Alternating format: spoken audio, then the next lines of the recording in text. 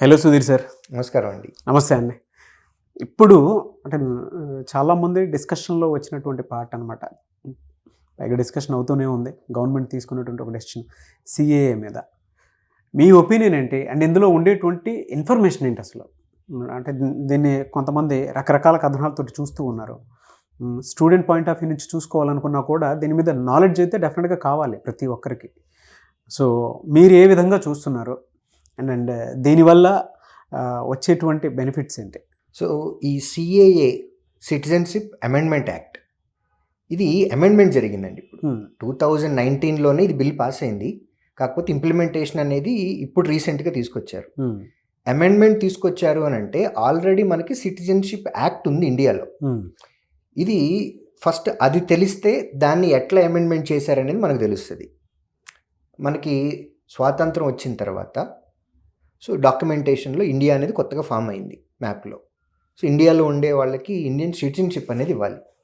So ఎవరికి ఇవ్వాలి, దాని విధి విధానాలు ఇవన్నీ కూడా 1955లో నెహ్రూ గారు ఉన్నప్పుడు ఒక 5 పారామీటర్స్ తీసుకున్నారు. ఒక 5 పారామీటర్స్ తీసుకుని వీటిల్లో ఎవరైనా ఏ ఒక్కటైనా కానీ సాటిస్ఫై చేస్తే వాళ్ళు ఇండియన్ సిటిజన్స్ అవుతారు అనేది అప్పట్లో 1955లో నెహ్రూ గారు చెప్పారు. సో ఇప్పుడు 5 కేటగిరీలు ఉన్నాయి. వీటిల్లో ఏంటి ఇది ఒక్కొక్కటి మాట్లాడుకుందాం. ఓకే. ఫస్ట్ది మీ బై బర్త్, మీ పుట్టుక ఇండియాలో పుడితే, మీరు ఇండియాలో పుట్టారు అని అనుకోండి, మీకు ఇండియన్ సిటిజన్షిప్ వస్తుంది. ఇది అందరికీ తెలిసిందే.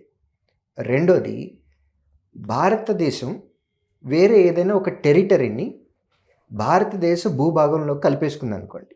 ఓకే. వేరే ఏదైనా ఒక పార్ట్ ఉంది, దాన్ని మనం ఇండియాలో కలిపేసుకున్నాం. ఆ పార్ట్లో ఉన్న వాళ్ళు ఎవరైతే ఉంటారో వాళ్ళందరికీ కూడా ఇండియన్ సిటిజన్షిప్ అనేది వస్తుంది. 2. థర్డ్ పాయింట్, వారసత్వంగా వచ్చేది.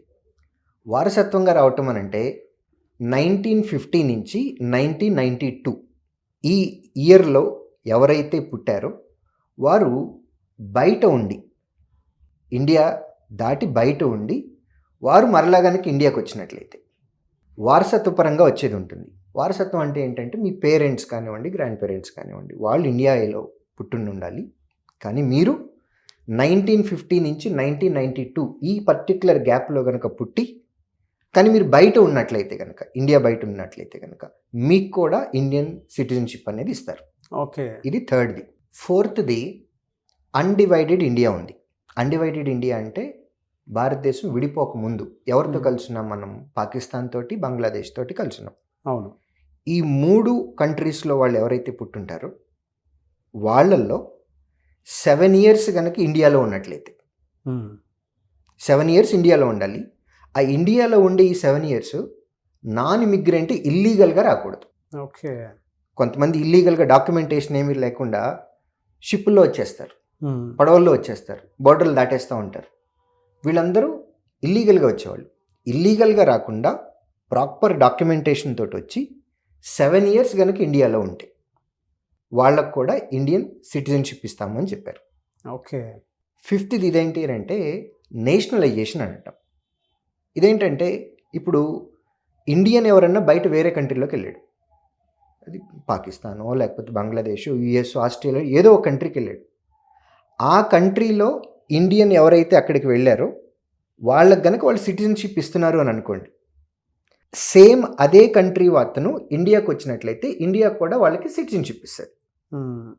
సో ఇండియన్స్ ఎవరైతే బయట కంట్రీస్లోకి వెళ్ళి అక్కడ ఉండి వేరే కంట్రీస్లో ఉంటూ ఆ కంట్రీస్ కనుక వాళ్ళకి సిటిజన్షిప్ ఇస్తుంటే ఇండియా కూడా ఆ కంట్రీస్ వాళ్ళకి సేమ్ కండిషన్స్ మీద ఇండియాలో సిటిజన్షిప్ ఇస్తుంది. ఫర్ ఎగ్జాంపుల్, ఒక ఎక్స్ అనే కంట్రీ ఉంది, ఇండియన్స్కి వాళ్ళు కంట్రీలో సిటిజన్షిప్ ఇస్తున్నారు అని అనుకోండి, ఇండియా కూడా ఎక్స్ అనే కంట్రీ నుంచి మన దగ్గరికి వస్తే వాళ్ళకి సిటిజన్షిప్ ఇస్తాం. వై అనే కంట్రీ ఉంది, ఇండియన్స్కి సిటిజన్షిప్ ఇవ్వట్లా.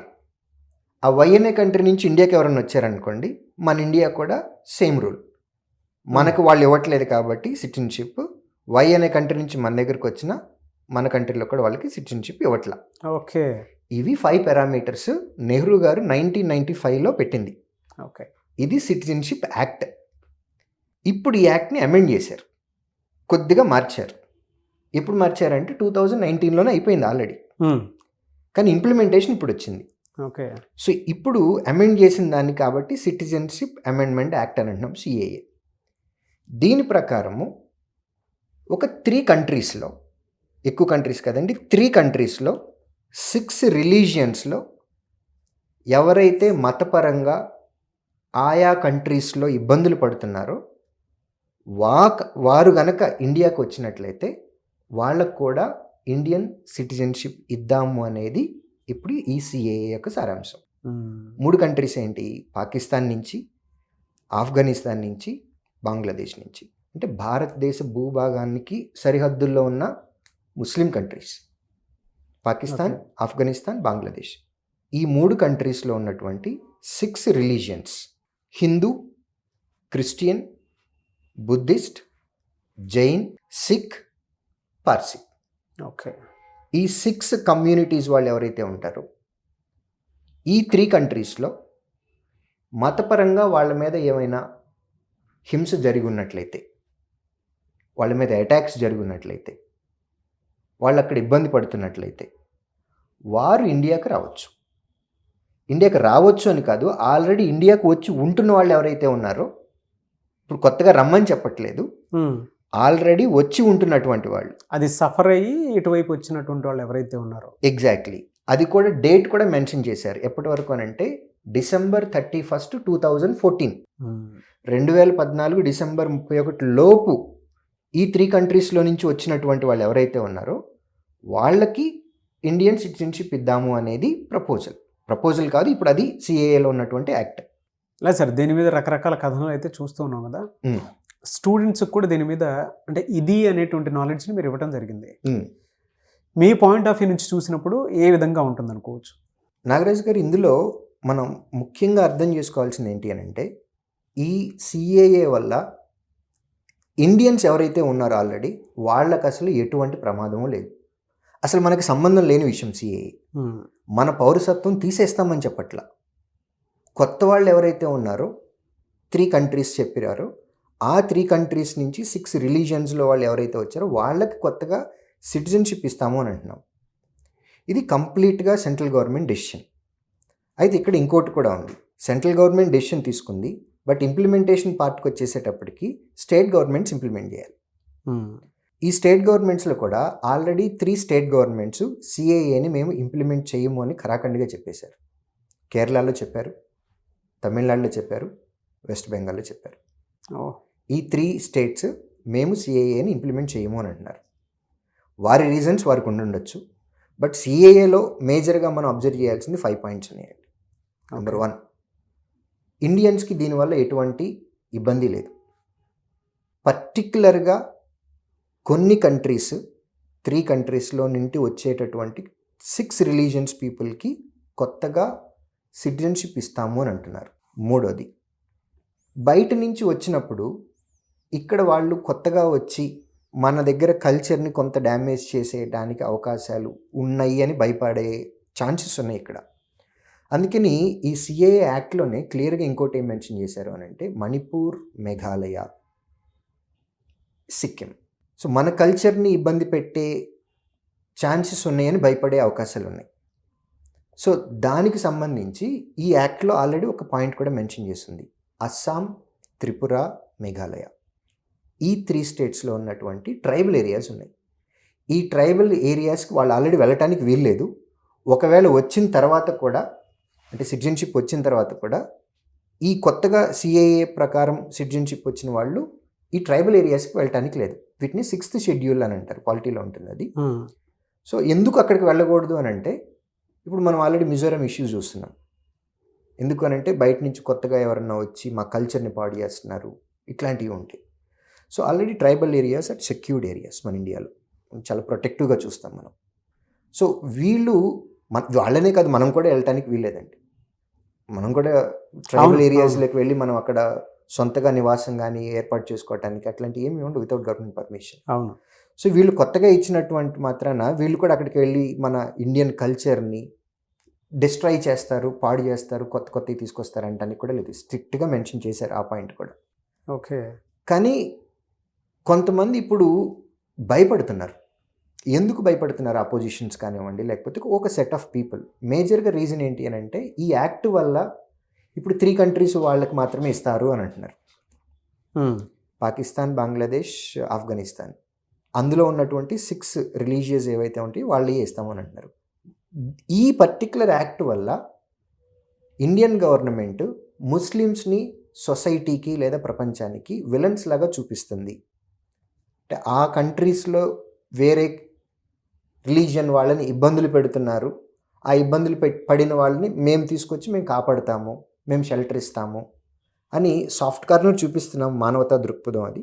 దాంతోపాటు అపోజిషన్స్ చెప్తున్నది ఏంటి అని అంటే, ఈ యాక్ట్ వల్ల ముస్లిమ్స్ని మనం నెగిటివ్గా చూపిస్తున్నాం ప్రపంచానికి అనేది ఒక point. At the same time వేరే కంట్రీస్లో ముస్లిమ్స్ని కూడా ఇబ్బందులు పెడుతున్నటువంటి కంట్రీస్ ఉన్నాయి. అవును.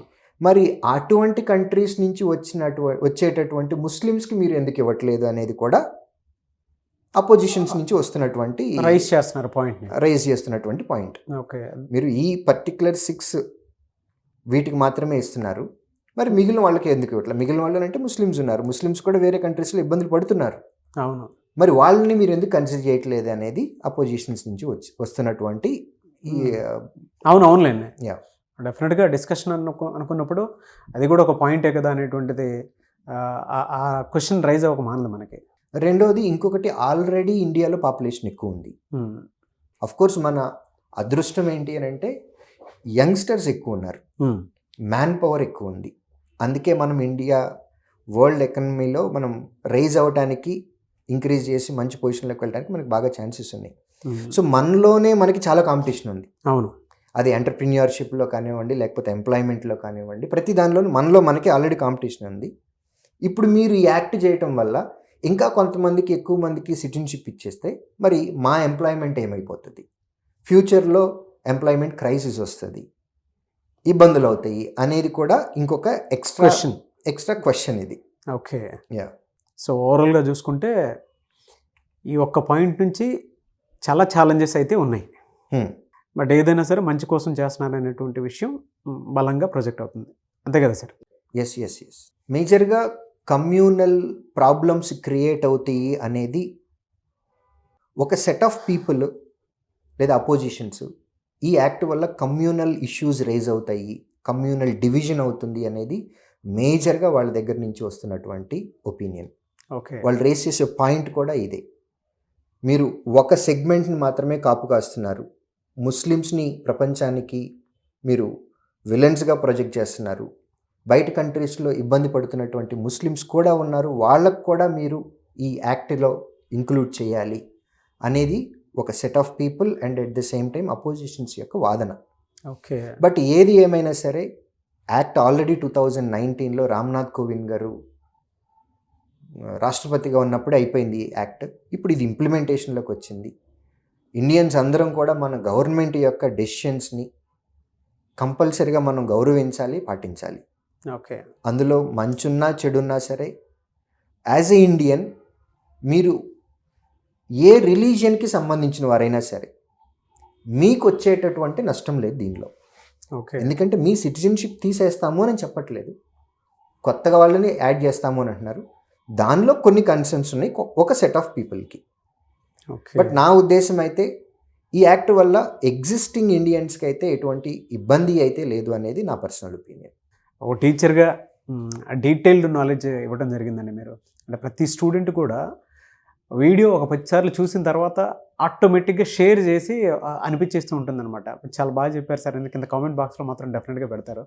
ఎందుకంటే ఒక్కొక్క పాయింట్లో మీరు చెప్పినటువంటి కాన్సెప్ట్ ఏదైతే ఉందో ఇప్పటికీ కొంతమంది స్టూడెంట్స్కి అవగాహన లేదు. కాంపిటేటివ్ ప్రిపేర్ అయ్యేటువంటి స్టూడెంట్స్కి కూడా, లేదంటే ఇప్పటికీ కొంతమందికి ఈ సిఏ ఏంటి, దీనికి సంబంధించినటువంటి రచ్చ ఎందుకు అవుతుంది అనేటువంటి నాలెడ్జ్ అయితే పూర్తిగా లేదు. బట్ ఈ వీడియో మాత్రం డెఫినెట్గా చూసేటువంటి ఆడియన్స్ కుదిరితే మీరు షేర్ చేయండి. చాలామందికి, ఎక్కువ మందికి తెలియాలి అసలు ఏంటి, ఏం జరుగుతుంది అనేటువంటి వాళ్ళకి మాత్రం. ఇంతకంటే డీటెయిల్ నాలెడ్జ్ నాకు తెలిసి ఇంకెక్కడ దొరకదేమో. అంటే మేబీ మీరు చూసినా కూడా ప్రతి విషయం ఎందుకు ఇలా జరిగింది, పాస్ట్ ఏంటి, ప్రజెంట్ ఏంటి, ఫ్యూచర్ ఏ విధంగా ఉండబోతుంది అనేటువంటి దానికి ద బెస్ట్ నాలెడ్జ్ అని చెప్పొచ్చు. నేవే సార్, థ్యాంక్ యూ అండి. Thank you so much Sudheer. Thank you Nagaraj గారు.